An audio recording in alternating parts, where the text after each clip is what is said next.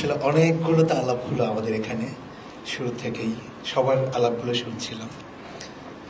প্রথমত আমরা যারা এখানে আজকে উপস্থিত হয়েছি, মোটামুটি আমি দেখছি আমরা সবাই এটুকু বুঝি যে আমরা আসলে একটা ঘোষণাপত্রের জরুরত অনুভব করছি।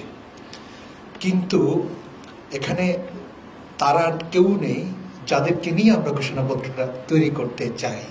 যেমন বিএনপি সমর্থক একজন অ্যাক্টিভিস্ট হইতে পারেন, বুদ্ধিজীবী হইতে পারেন, অথবা বিএনপি নেতা হইতে পারেন, বা একজন জামাত নেতা হইতে পারেন, বা তাদের কোনো বুদ্ধিজীবী হইতে পারেন। কেন আমরাই কথাগুলো বলে শেষ করে ফেলতে চাই, তাদেরকে ইনক্লুড করতে আমরা পারলাম না? এটা হচ্ছে আমাদের জুলাই ঘোষণাপত্র বলে যেটা আপনারা এখনো পর্যন্ত বলছেন, এটা করতে না পারার ব্যর্থতা হচ্ছে এখানে।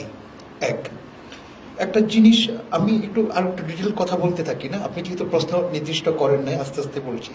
হ্যাঁ, গতকালকে বা পরশু বোধহয় চট্টগ্রামে একটা দুঃখজনক ঘটনা ঘটেছে। এটা হচ্ছে যে এর আগের দিন বোধহয় জামাত নেতা এটিএম আজহারুল ইসলামের মুক্তির ঘোষণার পরে মানে একটা গ্রুপ ওখানে এটার বিরুদ্ধে একটা প্রটেস্ট চালাচ্ছিল, এবং ওখানে আবার আরেকটা গ্রুপ, এন্টি শাহবাগ মুভমেন্ট নামে আরেকটা গ্রুপ, এটার উপর হামলা চালিয়েছে। এখন আমার আগ্রহ ওই জায়গায় না, আমার আগ্রহ হচ্ছে যে গতকালকে আমি পত্রিকায় পড়তেছিলাম, সম্ভবত বাংলাদেশ ছাত্র ফেডারেশন হবে ছাত্র ফেডারেশনের সভাপতি বলতেছে, গত পরশুর হামলার ঘটনায় ছাত্র শিবির জুলাইয়ের চুক্তি ভঙ্গ করেছে। মানে হচ্ছে যে একটা জুলাইয়ের চুক্তি তাহলে ঘটে গেছে, যেটা আমরা এখনো ছুঁইতে পারি নাই। কিন্তু ধরেন আমি খেয়াল করলাম, এখনো পর্যন্ত বাংলাদেশের কোনো রাজনৈতিক দল, ইভেন মনে হয় না এনসিপিও আমি কোথাও এই কথাটা উচ্চারণ করেছে যে মানে অমুক দল বা বিএনপি বা অমুক জুলাইয়ের চুক্তি ভঙ্গ করেছে। সবাই ধরে নিচ্ছে চুক্তিটা এখনো মনে হয় আমাদের করার বাকি আছে, এখনো পর্যন্ত আমরা মনে হয় চুক্তিটা করে উঠতে পারিনি। কিন্তু আসলে চুক্তিটা আমাদের হয়ে গেছে বলে আমরা আসলে হাসিনার বিরুদ্ধে এই অভ্যুত্থানটা হইতে পারছে। কিন্তু এটাকে আমরা এখনো মানে ছুঁতে পারার মতো করে আমরা ডিফাইন করতে পারি নাই। অনেকটা রুশুর সোশ্যাল কন্ট্রাক্টের মতো, যে জিনিসটা আসলে না হলে একটা রাষ্ট্রই হইতো না, কিন্তু যে জিনিসটা আমরা আসলে প্রায়ই মানে একটা দীর্ঘ সময় পর ভুলে যাওয়ার কারণে আমাদের আসলে এখানে স্বৈরতন্ত্রের উত্থান ঘটে, ভুলে যাওয়ার কারণে আসলে আমাদের এখানে অনেক মানে জুলুম হয়, তারপর এই ঘটনাগুলো ঘটে, গণহত্যা ঘটে। তো এই যে ঘটনাগুলো ঘটতেছে, আমরা যে মানে একটা জিনিস দেখবেন যে মানে জুলাই মানে একটা যে আমাদের এখানে ধরেন চুক্তি যে হয়েছে, এটার আরো কতগুলো আপনি ইশারা পাবেন।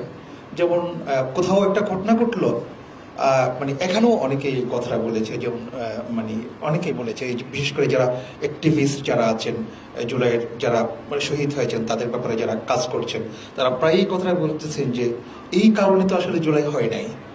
তার মানে কোন কারণে হয়েছে সেটা তো একটা প্রশ্ন আছে। মানে আমরা ধরতে পারতেছি না, ঠিক আছে, কিন্তু আমাদের ভিতরে একটা আছে যে একটা জুলাই এই কারণে হয়েছে, মানে এই কারণে হয় নাই, এই কারণে হয়েছে, এরকম একটা ব্যাপার আছে। তো এই ব্যাপারটাকে ডিফাইন করতে পারার, ধরতে পারার একটা ব্যাপার আছে বলেই আমরা আসলে এখানে একত্রিত হয়েছি। এবং আমি একটু যদি মানে এটা যদি মানে আদবের বরখালাপ না জানি, আমি এটা বলতে চাই, 5 তারিখের পরে প্রথম আমি এটার ব্যাপারে কথা বলেছিলাম, সেটা হচ্ছে যে অভ্যুত্থানের বিপ্লবী দলিল তৈরি করতে হবে সবার আগে, এবং তার জন্য সবার আগে যেটা করতে হবে, যারা অভ্যুত্থান করেছে, অভ্যুত্থানের পক্ষে শক্তিগুলোকে নিয়ে একটা গার্ডিয়ান কাউন্সিল করার কথা বলেছিলাম, এবং তাদের অধীনেই বিপ্লবী দলিল করার কথা বলেছিলাম। এখন বিপ্লবী দলিল জিনিসটা আসলে মানে এটারে আপনি যেভাবেই বলেন না কেন, মানে এই যে ঘোষণাপত্র বলেন, ডিক্লারেশন বলেন, নাথিং ইজ ট্রুটা হচ্ছে যে এটা আসলে একটা চুক্তি জিনিসটা কি, যে চুক্তির না হলে আসলে আমরা রাষ্ট্রে একসাথে বসবাস করতে পারবো না। এবং আমরা একসাথে রাষ্ট্রে বসবাস করতে রাজি হয়েছি বলেই আসলে আমরা নানান রকম ফর্মে পরস্পর কথা বলছি, গল্প করছি, একসাথে মিলিত হচ্ছি, বলছি যে আমাদের এই করা দরকার। এই যে জিনিসটা আমরা জাস্ট জিনিসটাকে কখনো হারাই ফেলি, ডিফাইন করতে চাই, পাই না। সমস্যা হচ্ছে এই জায়গাতেই। তো এখন সেই সময়ে আমি যেটা খেয়াল করেছিলাম, সেই সময়ে তো একটা মোমেন্টামের কথা বলা হচ্ছে, মুহূর্ত মোমেন্টামের কথা বলা হচ্ছে। মুহূর্ত মোমেন্টামগুলো আসলে যখন চলে যায় মানুষ তখনই বুঝতে পারে আহা কি হারালাম, এই যে হারিয়ে ফেললাম। তখন এই জিনিসটা মানুষ বুঝতে পারে না। ইভেন অভ্যুত্থানে যারা নেতৃত্ব দিয়েছেন তারাও বুঝতে পারেনি আমাদের আলাপগুলো।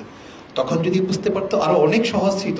এখন যে জিনিসটা অনেক বেশি কঠিন মনে হচ্ছে, কোনো ফর্মে আমাদের মনে হচ্ছে না যে আমাদের এখানে একটা ঐক্যমত পোষণ করা সম্ভব।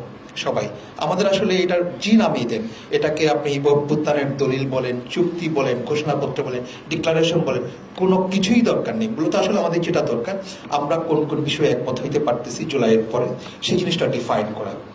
এখন সেই জিনিসটা ডিফাইন করার পরে অনেক আলাপ আসছে যে এটা লিগেল কনসিকোয়েন্স কি হবে।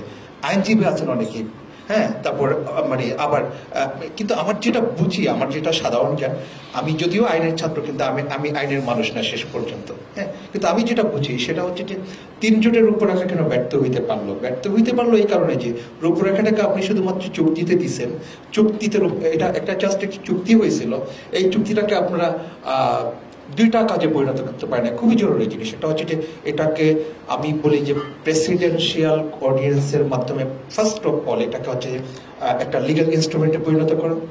দ্বিতীয়ত হচ্ছে যে এই ফর্মের ভিতরে যেটা ঘোষণাপত্র বলেন যাই বলেন না কেন, যে চুক্তির ভিতরেই এটা এমন প্রভিশন রাখতে হবে যে এই চুক্তিটা পরবর্তীতে আমরা আমাদের সংবিধানের অংশ করে নেব, যে সংবিধান আমরা আমাদের জড়া আকাঙ্ক্ষার প্রতিফলন হিসেবে আমরা সামনে আনবো।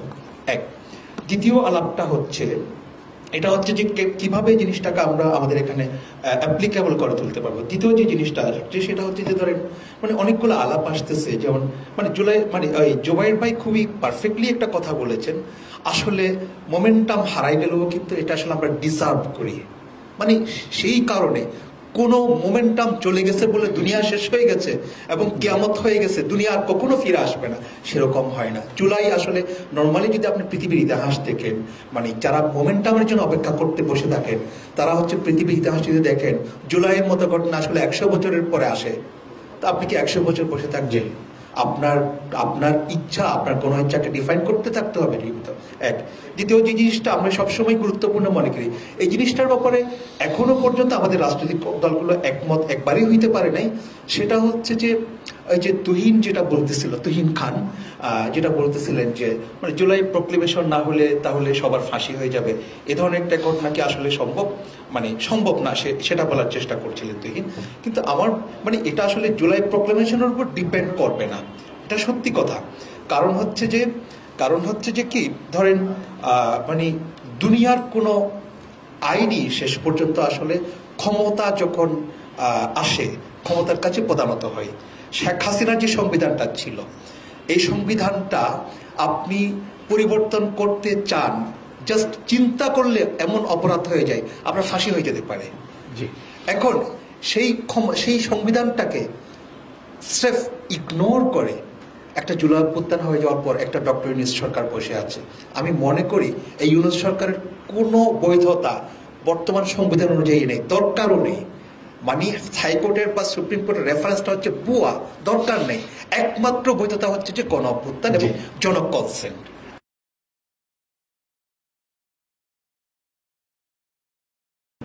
দুইটা জিনিস আমরা এখানে আলাপ করি না। একটা জিনিস হচ্ছে ধরেন আমাদের যদি যেসব কনসেনসাস হওয়া দরকার, কোন কোন বিষয়গুলোতে ন্যূনতম আমাদের কনসেনসাস হওয়া দরকার, সেসব বিষয় নিয়ে আমাদের এখানে খুব কম আলাপ হয়েছে। বরং যে আলাপগুলো হয়েছে, যেমন ধরেন অলমোস্ট ইম্পসিবল আলাপগুলো হয়েছে, যেমন ধরেন ইউনূসের মানে নেতৃত্বে কোনো ঘোষণাপত্র সম্ভব না, তার মানে হচ্ছে আসলে ঘোষণাপত্র মানে আর নেই আর কি, কোনো কিছু নেই। কারণ হচ্ছে যে ধরেন এই মুহূর্তে অভ্যুত্থানের ছাত্র নেতা বলতে কিছু নেই, যেহেতু তারা একটা রাজনৈতিক দলে পরিণত হয়ে গেছে, সহজ কথা। সেই জন্য অভ্যুত্থানের ছাত্র নর্মালি এটা স্বাভাবিক যে আমরা যেমন আমার নিজেরও আলাপ ছিল এটাই যে যদি কোনো একটা ঘোষণাপত্র দিতে হয় তাহলে অভ্যুত্থানের সামনের সারি নেতাদের নেতৃত্বে দিতে হবে, সেটা নাহিদ হইতে পারে। কিন্তু ঘটনা হচ্ছে নাহিদ এখন এনসিপির সভাপতি, এখন এনসিপির সভাপতি হওয়ার কারণে তার নেতৃত্বে ঘোষণাপত্র দেওয়াটা বিএনপি মেনে নিতে বাধ্য না। এই যে এই ধরনের কোয়েশ্চেন গুলা আমাদের এখানে অ্যারাইজ হওয়া সম্ভব, এগুলো কিভাবে আমরা মোকাবেলা করব বা কিভাবে সলভ করব, সলভ করার জন্য আমি বারবার বলছি, আমরা একা একা কথা বলতে থাকলে হবে না। বিএনপি নেতাকে কেন রাখতে হবে যে আমার এই ঘোষণাপত্রের বা আমার চুক্তির একমাত্র ওয়ান অফ দ্য পার্টি, খুব গুরুত্বপূর্ণ পার্টি। এক, দ্বিতীয় কথা হচ্ছে যে শুরু থেকে প্রথম দিন থেকে আমরা অনেকেই বলছে, আমি আমার মতো করে বলেছি, দেখেন মানে গণ অভ্যুত্থানের পরে দুইটা জিনিস, একটা জিনিস হচ্ছে ধরেন মানে আমরা তো বলেছি হচ্ছে যে 1972 সালে মানে 1971 সালে নমসূত্র বাঙালি মুসলমানের যেটা গণমুক্তিযুদ্ধ, সেই গণমুক্তিযুদ্ধের মাধ্যমে আমরা যে রাষ্ট্র পেয়েছি, সেই রাষ্ট্রের যে মালিকানা 72-এর সংবিধান জনগণের কাছ থেকে সেই মালিকানা কেড়ে নিয়েছিল। এবং আমরা বলছি 24-এর অভ্যুত্থানে যে সেই মালিকানা আমরা ফেরত পেলাম বা ফেরত পাওয়ার মুহূর্ত তৈরি হলো, সেই মুহূর্তটাকে দাবি করার জন্যই আসলে আমাদের একটা নতুন সংবিধান দরকার ছিল। মানে হচ্ছে যে এটা শুধুমাত্র একটা গ্রামারের আলাপ না, এটাকে আমি বলি হচ্ছে যে এথিক্যাল অথরিটি থাকতে না পারার আলাপ। 1972-এর সংবিধান জিনিসটা এরকম ছিল যে 1972-এর সংবিধান এটা হচ্ছে যে আসলে মানে গঠন দশা থেকে, সংবিধানের গঠন দশা থেকে, সংবিধান হওয়ার পর আমি প্রফেসর আনিসুজ্জামানের ওই স্মৃতি কথা বলতেছিলাম। তো আনিসুজ্জামান বলতেছিলেন 73 সালে যখন একটা নির্বাচন হলো, নির্বাচনে উনি ভোট দিতে গেলেন, উনি ভোটের বিবরণ দিচ্ছিলেন যে আমরা যখন ভোট দিতে গেলাম তো ওখানে বুথের লোকজন আমাকে বলতেছিল যে স্যার আপনার ভোট দাম দেওয়া হয়ে গেছে। তো আনিসুজ্জামান সাহেব হচ্ছেন যে সংবিধানের ড্রাফটের নিয়ে কাজ করাদের মধ্যে সবচেয়ে গুরুত্বপূর্ণ একজন। তো যেই সংবিধান উনি বানাইলেন সেই সংবিধানের অধীনে প্রথম নির্বাচন দিতে গেলেন, সেই প্রথম নির্বাচনে উনি ভোট দিতে পারলেন না, মানে সেই সংবিধান তার ভোটটা এশিওর করতে পারলো না। বাংলা ভার্সনটা রাইট, মানে বাংলা ভাষণ হোক, এটা তো উনি গঠন প্রক্রিয়া ছিলেন, কোনো না কোনো ফর্মে ছিলেন, আর এটা ওনার ভোটের অধিকার এশিওর করতে পারে নাই আনিসুজ্জামানের। দ্বিতীয় কথা হচ্ছে যে এই সংবিধান যিনি প্রণেতা মানে শেখ মুজিবুর রহমান, স্বয়ং শেখ মুজিবুর রহমান এই সংবিধানকে ন্যূনতম মানে গুরুত্ব দিতে রাজি ছিলেন না, বরং উনি মানে চতুর্থ সংশোধনের মাধ্যমে নতুন একটা সংবিধান তৈরি করেছিলেন, আগের সংবিধান থেকে লাফটি দিয়ে ফেলে দিয়ে। এটা আমাদের আইনবিদরা স্বীকার করতে চান না, ওনারা মনে করেন যে এটা হচ্ছে যে মানে তার একটা মানে এটাকে সংশোধনী আকারে বলে। এটা চতুর্থ, এটা সংশোধন না, চতুর্থ সংশোধন এটা হচ্ছে যে 72-এর সংবিধানটাকে ফেলে দিয়ে নতুন একটা সংবিধান প্রণয়ন উইদাউট এনি ম্যান্ডেট। তারপরে হচ্ছে যে এই মানে তাহলে এই সংবিধানটা আরো কি কি করতে পারলো না, তার মানে সংবিধানটা শেখ মুজিবের হাত থেকে নিজেকেও বাঁচাতে পারলো না, এই সংবিধানটা শেখ মুজিবের দলকেও বাঁচাতে পারে না। এই সংবিধানের অধীনে শেখ মুজিব আওয়ামী লীগের মতো একটা ঐতিহ্যবাহী দলকে মানে বিলুপ্ত করে দিলেন। তারপরে কি হলো, তারপরে হচ্ছে যে আপনার এই সংবিধান হচ্ছে ধরেন আমাদের ঐতিহাসিক আন্দোলন সংগ্রাম করতে, মানে আমাদের ছাত্ররা যখন জুলাই অভ্যুত্থানে গুলির মুখে মানে জীবন দিচ্ছিল, তাদের পক্ষ হয়ে নিরাপত্তা হয়ে অভিভাবক হয়ে তাদের নিরাপত্তা হয়ে দাঁড়াতে পারেন এই সংবিধান। হাসিনা ঠিকই সংবিধানের দোহাই দিয়ে সব ধরনের গুম খুন করতে পেরেছিলেন। এই যে সংবিধান, এটা হচ্ছে এথিক্যাল অথরিটি হয়ে ওঠার কোয়েশ্চেন, এটা কোনো লিগ্যাল কোয়েশ্চেন না যে যেটার ব্যাপারে আমরা বলবো যে ঠিক আছে সংবিধানের তো এই বিধানগুলো সমস্যা আছে, এগুলো আমরা সলভ করে দিলাম, এগুলো আমরা সংশোধন করলাম, তাহলে তো সংবিধান হয়ে গেল। সমস্যা হচ্ছে যে আমরা যখন শেখ হাসিনাকে বলবো যে শেখ হাসিনা উনি ঠিক আছে উনি গণহত্যা করেছেন, কিন্তু উনি যখন এখন এসে একদম ভালো মানুষ হয়ে আবার রাষ্ট্রনায়ক হয়, আপনার অসুবিধা কি? এই সংবিধানের কোয়েশ্চেনটা হচ্ছে ঠিক এরকমই একটা ব্যাপার, কাউকে মানে বোরকা পরিয়ে হিজাব পরিয়ে সুন্দর করে আবার ভালো মানুষ সাজিয়ে তাকে বসিয়ে আবার রাষ্ট্র শাসন করতে দাও। দ্বিতীয় কথা হচ্ছে যে আমরা এই সংবিধানটা পরিবর্তন করার কথা কেন বলেছিলাম, যেটার ব্যাপারে এখন খুব একটা আলাপই হয় না, সেটা হচ্ছে যে ধরেন আমি যেটা শুরু করেছিলাম শুরুতে, সেটা হচ্ছে যে মানে হাসিনার সংবিধানটা ছিল হচ্ছে যে এটার ব্যাপারে আমি পরিবর্তনের চিন্তা করার সাথে সাথে আমার ফাঁসি পর্যন্ত হয়ে যেতে পারত। তো সেই সংবিধানটা যখন জুলাই অভ্যুত্থান হলো তারে ইগনোর করেই আসলে একটা ইউনুস ক্ষমতা গ্রহণ করতে পারলেন, নতুন একটা উপদেষ্টা পরিষদ হইতে পারলো, এটা কোনো সাংবিধানিক ভিত্তি নেই। তার মানে হচ্ছে যে কোনো রকম আসলে মানে সংবিধান সংশোধনকে রিভার্স করাটা হচ্ছে জাস্ট একটা প্রেসিডেন্সিয়াল অর্ডার বা যে একটা ক্ষমতা গ্রহণের ব্যাপার। আর কিছুই না। কিন্তু এখন পর্যন্ত দেখবেন আপনি যখন নতুন সংবিধান করার ব্যাপার আসবে, তখন বিএনপির মতো দল পর্যন্ত বলছে না নতুন সংবিধান করা যাবে না, 72-এর সংবিধান অটুট রাখতে হবে।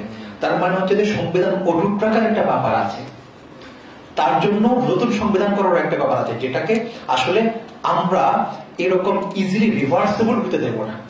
যার কারণে এটার ব্যাপারে আমরা আলাপ করতেছিলাম, কিন্তু সমস্যা হচ্ছে যে আমরা এই যে মনু যেটা বলতেছিলেন যে আমাদের আলাপটা আমরা আসলে মানে রাজনৈতিক দলগুলোর কাছে মানে এটা গ্রহণযোগ্য করে তুলতে পারি নাই, শোনাইতে পারি নাই, তারা যে বুঝেন সেরকম করে তুলতে পারি নাই, এটা আমাদের দায় আছে।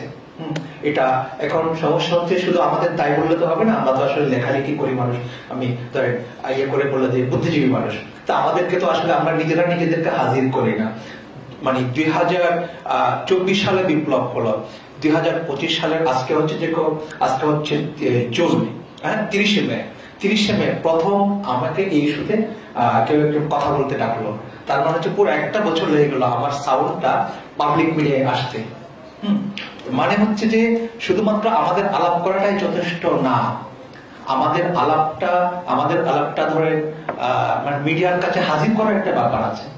জুলাই অভ্যুত্থানের পরেও দেখেছি ধরেন নায়ক নায়িকারা হচ্ছে যে ওই মানে তিনি কখন মানে মানে মোবাইলের দিকে তাকিয়ে হাসলেন সেটা নিয়ে নিউজ হয়, কিন্তু আমরা সংবিধান নিয়ে এত লম্বা কথা বলেছি শুরু থেকে শেষ পর্যন্ত, সিরিয়াস আলাপ করেছি, কোনো নিউজ দূরে থাক সেটা নিয়ে কোনো আলাপ তৈরি হয়, কিছুই তৈরি হয়নি। তো এটা তো সমস্যায় মানে হচ্ছে তাহলে আমাদের এই মুহূর্তের কাজটাকে ন্যূনতম যেসব বিষয়গুলো নিয়ে আমরা আসলে একমত হইতে পারবো, বিএনপি সহ একমত হইতে হবে।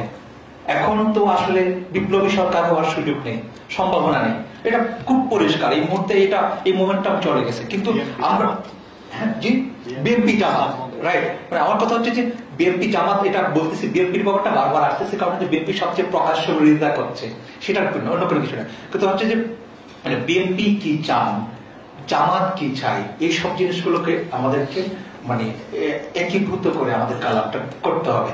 আমরা ন্যূনতম যেসব বিষয় না হলে আসলে আমাদের সবকিছুই মারা করবে। মানে আমরা যে সব জিনিসগুলো নিয়ে এত দীর্ঘ সংগ্রাম করলাম, 15 বছর ধরে আলাপ করলাম, তারপর একটা জোর উদ্যোগ, সেসব ন্যূনতম জিনিসগুলো কি, আমি একটা সিম্পল উদাহরণ দিই তাহলে আপনারা বুঝবেন। সিম্পল উদাহরণ হচ্ছে দেখেন, আমি বলি হচ্ছে যে 1971 সালে শেখ মুজিবুর রহমান আমাদের বাংলাদেশে একটা ধর্মযুদ্ধ শুরু করেছিলেন। 1971 সালে ধর্মযুদ্ধটা কিরকম, এটা হচ্ছে যে যারা 71 সালে বাংলাদেশের অভ্যুত্থানের বিরোধিতা করেছে, পাকিস্তানি বাহিনীর কোলাবোরেশন করেছে, তাদের বিষয়ে ধর্ম প্রশ্নে সিদ্ধান্ত নিতে গেছে, কোলাবোরেশন প্রশ্নে না। ধর্মনিরপেক্ষ সংবিধানের অধীনে ধর্মকে মোকাবেলার সাথে জামাতকে নিষিদ্ধ করেছিল শেখ মুজিব সরকার। এইটা মাধ্যমে প্রথম শেখ মুজিবুর রহমান আমাদের ভিতরে একটা ধর্মযুদ্ধ শুরু করে দিয়েছিল, যার মাধ্যমে যখনই 71-এর কোলাবোরেশনের প্রশ্ন আসবে, বাংলাদেশের অভ্যুত্থানের বিরোধিতার প্রশ্ন আসবে, তখনই আমাদের এখানে একটা গোষ্ঠী এটাকে ধর্মযুদ্ধ হিসেবে নেই সবসময়, এটা বামপন্থীদের মধ্যে সবচেয়ে বেশি। হ্যাঁ, এই কোয়েশ্চেনের সিলসিলা হিসেবে শেখ মুজিবের এই ধর্মযুদ্ধের সিলসিলা হিসেবে 2013 সালে আসলে শাহবাগ কায়েম হয়েছিল। এই শাহবাগের মূল গোল কোনোভাবেই কোন যুদ্ধাপরাধীদের বিচার ছিল না, এটার একমাত্র গোল ছিল হচ্ছে বাংলাদেশে যেটা পলিটিক্যাল ইসলাম নামে ফেনোমেনা ছিল তার মোকাবেলা কায়েম করা। সেই জন্য শেষ পর্যন্ত আমাদের একটা কাজ তো করতে হবে, অর্থাৎ এই ধর্মযুদ্ধ থেকে বের হয়ে আমরা পরস্পর নাগরিক হিসেবে কিভাবে একসাথে থাকতে পারবো তারা লাভ তো করতে থাকতে হবে। আমরা ভাই দেখেন, একটা লোক 13 বছর ধরে কারাগারে বন্দী ছিল। হাসিনার বিচার ব্যবস্থার উপর আমাদের ঈমান আছে তা কিন্তু না, আমরা হাসিনার জীবন ব্যবস্থার উপর ঈমান ফেলে দিয়েছি বহুত আগে থেকে। শাহবাগের ব্যাপারে আমরা ক্রিটিক করি, তারপরও সেই ভদ্রলোক যখন মুক্তি পেলেন তার ব্যাপারে আমাদের এটা হচ্ছে যে না, এই মুক্তি তো মেনে নেওয়া যাবে না। কিন্তু তাহলে কোন মুক্তি আপনি চান? আপনি কি চান মানে ফাঁসিটাই শুধু চান বা কিছু চান? মানে আলাপটা কোন জায়গায় আমরা করবো? যারা বিরোধিতা করতেছে তাদের তো একটা আলাপ থাকবে, এটা খুব স্বাভাবিক, কিন্তু এই আলাপটা আপনি কোন ফর্মে করতে চাচ্ছেন? কাউকে আদা করে রেখে করতে চাচ্ছেন নাকি আওয়ামী বয়ানের মতো করে বা 1971 সালের বয়ানের মতো করে? আমি একটু উদাহরণ দিই। আবুল মনসুর আহমেদ আমার দেখা রাস্তায় 50 বছর একটা কথা বলতেছিল, যখন দালাল আইন নিয়ে প্রথম উদ্যোগ নিয়েছিলেন শেখ মুজিবুর রহমান, তখন বলতেছিল যে দেখেন দালাল আইনের মাধ্যমে আমাদের দেশের, বা আপনি এটা শুনলে মনে হয় যে আপনি এটা মানে জামাত শিবিরের জামাতের কোন একটা স্টেটমেন্ট, উনি বলতেছেন দালাল আইনের মাধ্যমে আমাদের দেশের মানুষের ভিতরে কে স্বাধীনতার পক্ষে এবং কে স্বাধীনতার বিপক্ষে, এই ধরনের একটা বিভাজন তৈরি করার চেষ্টা করা হচ্ছে উদ্দেশ্যমূলক ভাবে। এটা হচ্ছে আবুল মসর আহমদের বক্তব্য, আমাদের বক্তব্য না, মানে কোন রাজনৈতিক দলের বক্তব্য না। আবুল মসর আহমদ একজন আওয়ামী লীগ নেতা হয়ে এই জিনিসটা বুঝতে পেরেছিলেন, কিন্তু আবুল মসর আহমদের পরের মানে সিলসিলাগুলা এবং পরের সিলসিলা হচ্ছে বুদ্ধিবৃত্তিক সিলসিলা থেকে শুরু করে জৈবিক সব ধরনের, মানে এই জিনিসটা তারা মানে ধারণ করতে পারে, গ্রহণ করতে পারে, বুঝতে পারেনি। আমার কথা হচ্ছে এই ধরনের আরো অনেকগুলো জিনিস আছে, যেমন আমাদের এখানে একটা খুব গুরুত্বপূর্ণ জিনিস আছে, সেটা হচ্ছে ধরেন 1972 সালের সংবিধানে আমাদের জাতিগত বৈষম্য দিয়ে রাখা হয়েছিল। আমাদের এখানে যারা অবস্থানরত, আমাদের এখানে যারা বসবাসরত জনগোষ্ঠী আছে, প্রত্যেক জাতিগত জনগোষ্ঠীগুলোর প্রত্যেকের নাম নির্ধারণ করে দিয়েছিল যে বাঙালি, অনেকটা রবীন্দ্রনাথের মতো করে। রবীন্দ্রনাথ যখন বলছিল যে ভারতবর্ষে যারা অবস্থান করে মানে বসবাস করে প্রত্যেকের পরিচয় হওয়া হচ্ছে হিন্দু, সে মুসলমান হোক, খ্রিস্টান হোক, বৌদ্ধ হোক, সবার পরিচয় হবে একমাত্র হিন্দু। ভারতবর্ষের মানুষের জাতিগত পরিণাম হচ্ছে যে হিন্দু। এটা হচ্ছে রবীন্দ্রনাথের শব্দ। আমাদের এখানে 72-এর সংবিধান হয় কি ঘটনা, এখানকার মানুষের জাতিগত পরিণাম হচ্ছে বাঙালি। সে চাকমা হইতে পারবে না, সে তঞ্চুঙ্গা হইতে পারবে না, সে মারমা হইতে পারবে না।